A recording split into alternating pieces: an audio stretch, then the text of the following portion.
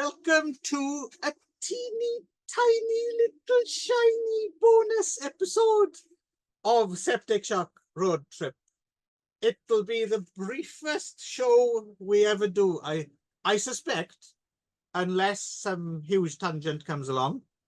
Thank you very much. I'll see you next time. Thanks for listening, watching. Bye. We just to add running time.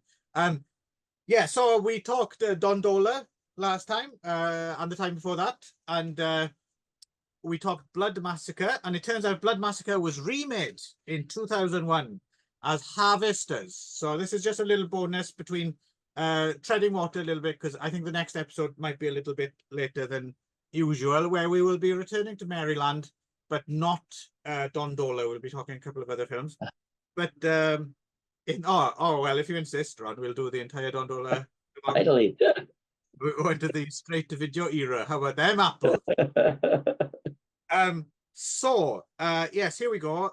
Not directed by Don Dohler this time, all right? Directed by one Joe Ripple, who appears in it as one of the US Marshals, which they like telling you a few times. They're not cops, they're US Marshals.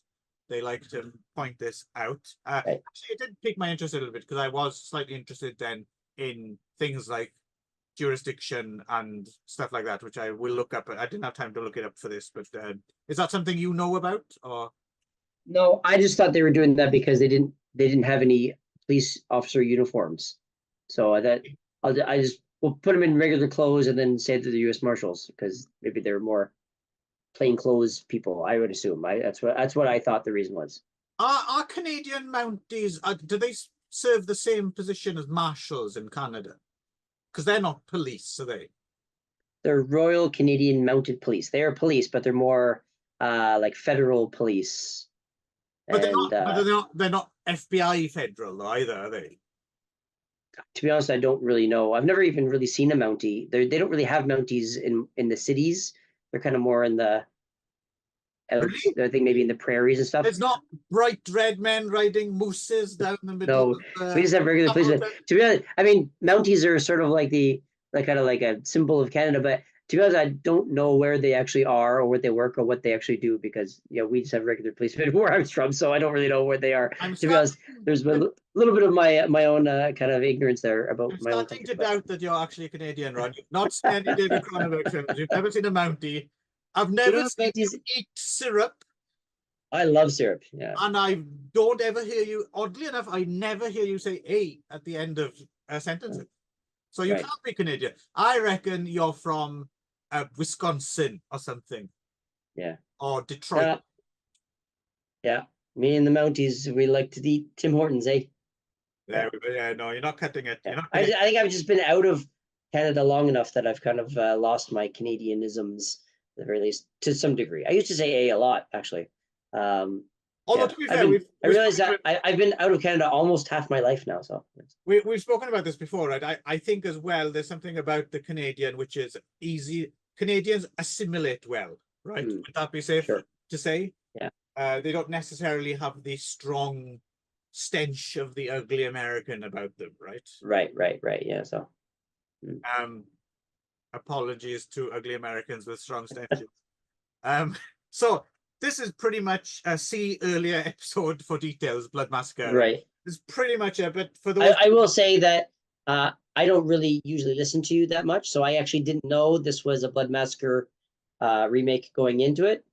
So I was like, oh, he only wants to watch one movie this week. Okay, that's good. And I watched this, and I started getting angry as I watched it. I was like, what the fuck? Why are we watching this movie again?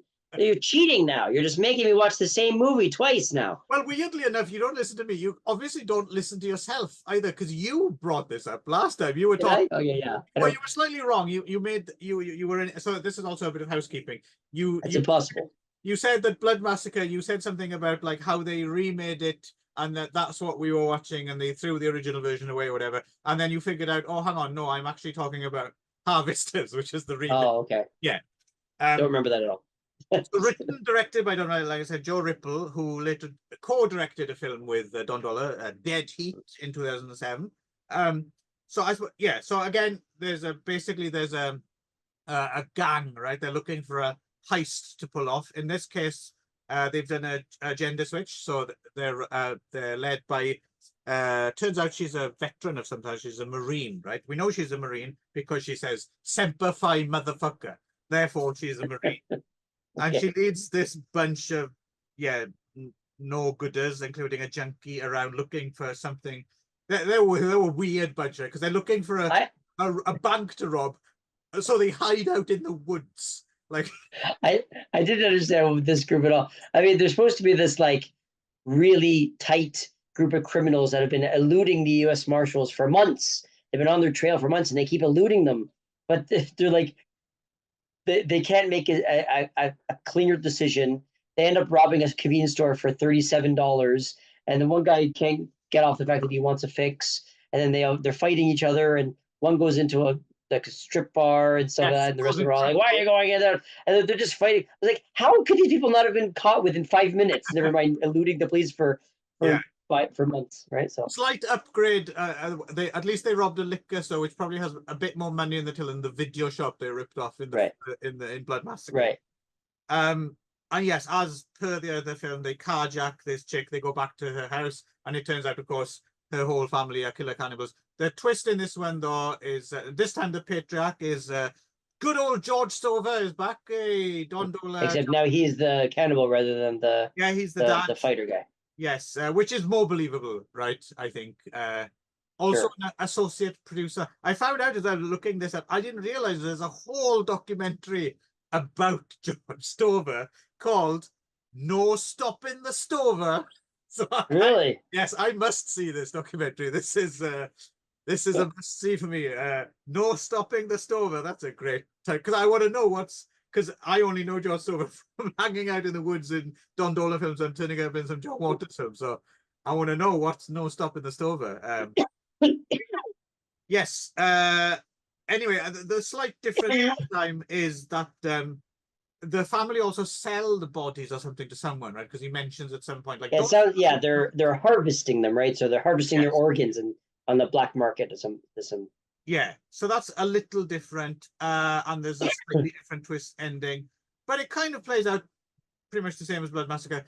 I suppose the thing that we'll see what your take on this is, but for me as well, the thing that makes, I mean, I didn't dislike Harvesters, but I think the thing that makes the difference between Blood Massacre being fun for me and Harvesters being less fun is just the fact that Blood Massacre was shot on film, so it looks like a film, and Harvesters is shot on video, and it just does make it's interesting watching this now as opposed to when it was new. I suppose at least that aesthetic has passed slightly into like it's now a thing.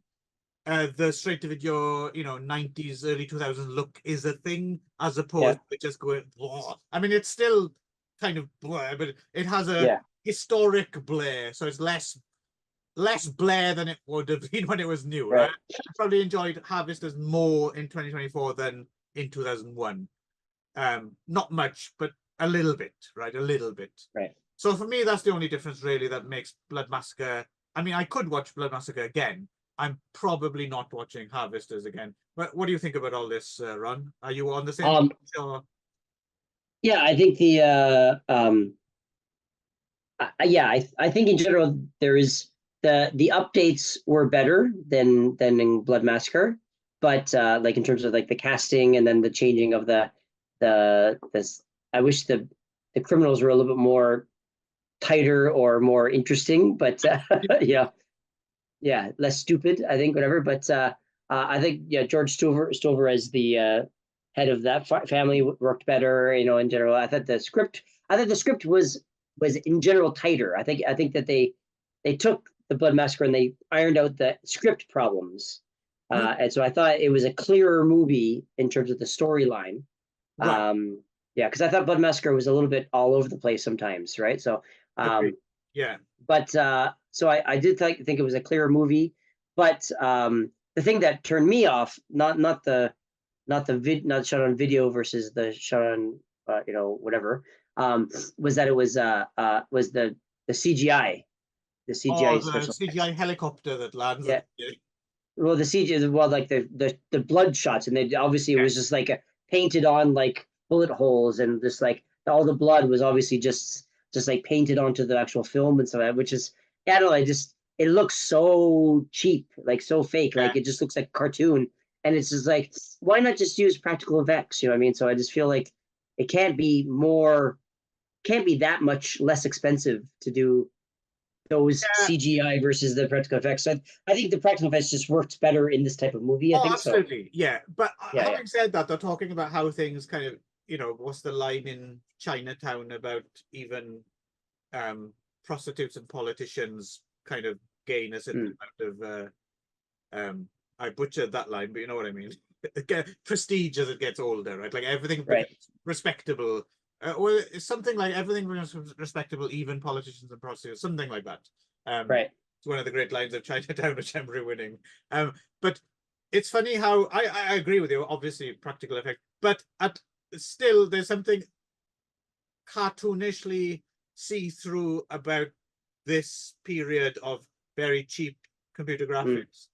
I think we were talking earlier on another, before off camera, we were talking earlier about like how like certain decades have a very specific a specific feel to them, like a special style, and definitely like fashion and stuff like that. You know, in the 40s, 50s, 60s, 70s, 80s, 90s have a very specific style. But when you get to after the millennium, it's sort of it kind of gets less clear. But this movie actually was what I was thinking of when I said that the more distance you have from the aughts, the more you can actually see their actual style. So this is one example where it was like, I can see that this is an early 2000s movie, because I could tell just why they were dressed, and the film style, and like it just felt like early aughts has its own thing, right? It's like like a post 90s kind of feel, right? So right, yeah.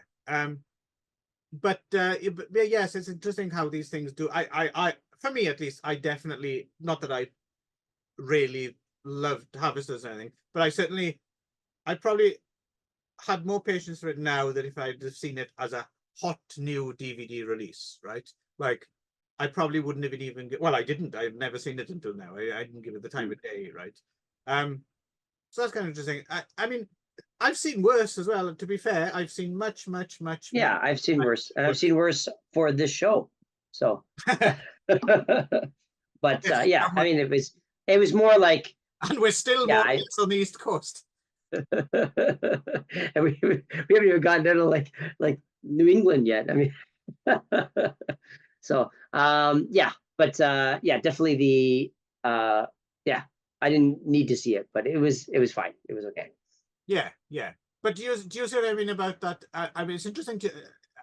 I'm sensing from you, which is interesting, even though the effects, yes, but the gone from film to video transition, you don't seem to give a shit about that necessarily. Does that not? It's such a glaring.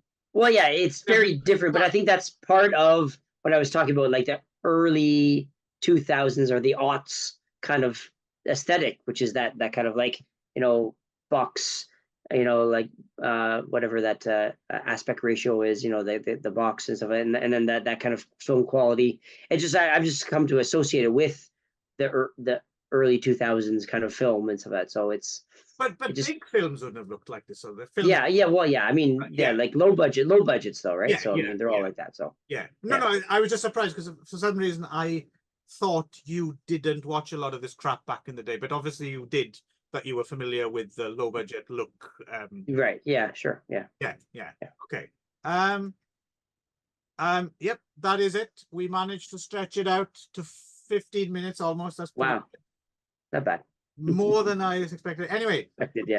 Off now. Skipping hand in hand to watch No Stop in the Stover, and we shall be right back at you in Maryland with another couple of non-Dohler low-budget horror regional outings for SEPTIC Shock Road Trip. Right. Simplify, motherfucker. All right, motherfucker.